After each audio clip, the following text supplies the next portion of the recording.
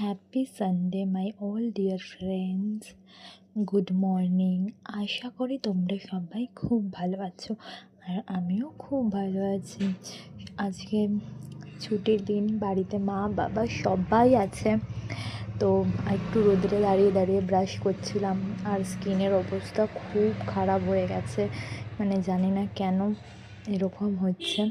তো চলো এবার একটু হেলদি ব্রেকফাস্ট করব। কিছুদিন ধরে ভেবেছি একটু হেলদি ব্রেকফাস্ট করব, যদি স্কিনটা ঠিক হয়।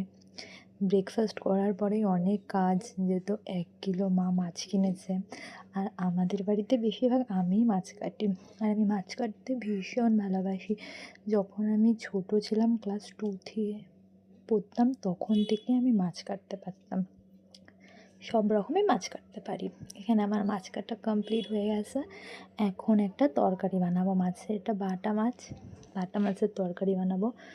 মাছ ভাজা বসিয়ে দিয়ে ভাবলাম একটু কয়েকটা জিনিস ছিল একটু কেচে বাইরে মিলেও দিয়েছি। তো এই যে মাছটা একটু ঝাল ঝাল টাইপের করেছিলাম, ভালো হয়েছিল বেশ। তারপরে ভাবলাম আরেকটাও রেসিপি বানাবো, চলো দেখাচ্ছি তারপরে কি বানাচ্ছি। তারপরে লোটে মাছটা যেটা কাটলাম ওটারই একটু পকোড়া বানালাম। বাড়িতেই পুদিনা পাতা গাছ লাগিয়েছি, তাই আর কিনতে হয় না। এই যে এখানে পুদিনা পাতা, ধনে পাতা, রসুন আর কাঁচা লঙ্কাটা বাটলাম। মিক্সি তো খারাপ হয়ে গেছে, তাই শিলনোড়াতেই পেস্ট করতে হয়েছে।